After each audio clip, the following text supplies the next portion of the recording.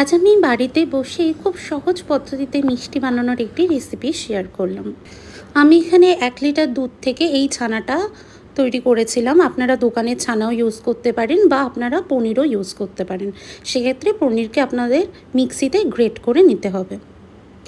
এরপর আমার কাছে যে ড্রাই ফ্রুটস ছিল, যেমন কাজু আর কিশমিশ, এই দুটোকে আমি একটু জলে ভিজিয়ে রেখেছি। এক্ষেত্রে আপনারা কিশমিশ আর পেস্তা বাদামও ইউজ করতে পারেন বা আদা কোনো ড্রাই ফ্রুটস ইউজ করলেও হবে।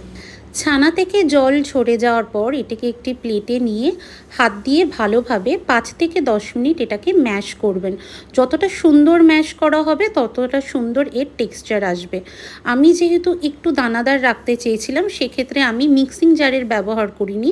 আপনারা এটা মিক্সিতে একদম ব্লেন্ড করে নিতে পারেন, তাহলে যে সন্দেশ বা মিষ্টির টেক্সচার দোকানে যেমন মাখা সন্দেশ পাওয়া যায় বা কালাকাত পাওয়া যায় তার মতো অনেকটা হবে।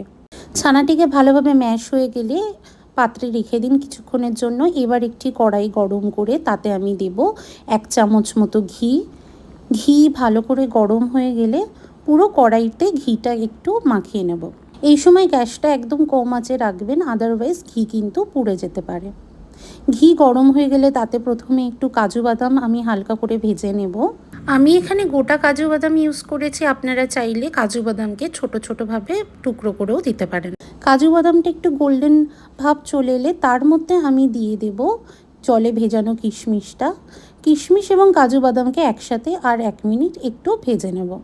ড্রাই ফ্রুটসগুলো ভাজা হয়ে গেলে আমি দেব 1 কাপ মতো দুধ। এবার খুব কম আঁচে এই দুধটাকে কিছুক্ষণ ভালোভাবে মিশিয়ে হালকা একটু ফুটতে দিতে হবে।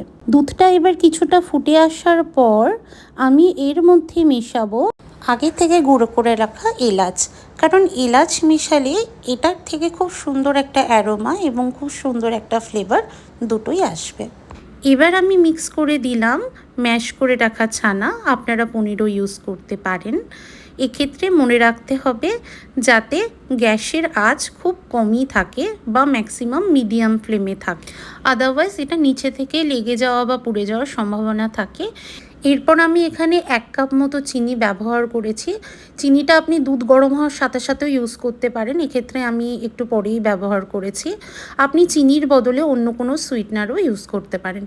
এবার এই মিক্সচারটিকে খুব ভালোভাবে আপনাকে নাড়াচাড়া করে মিক্স করে নিতে হবে।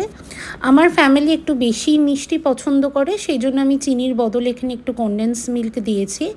আপনারা যদি মিষ্টির ভাবটা কম রাখতে চান তাহলে আপনারা অল্প পরিমাণ চিনি বা সুইটনার ইউজ করবেন, আর যদি বেশি রাখতে চান তাহলে আমার মতো কনডেন্স মিল্কও ইউজ করতে পারেন।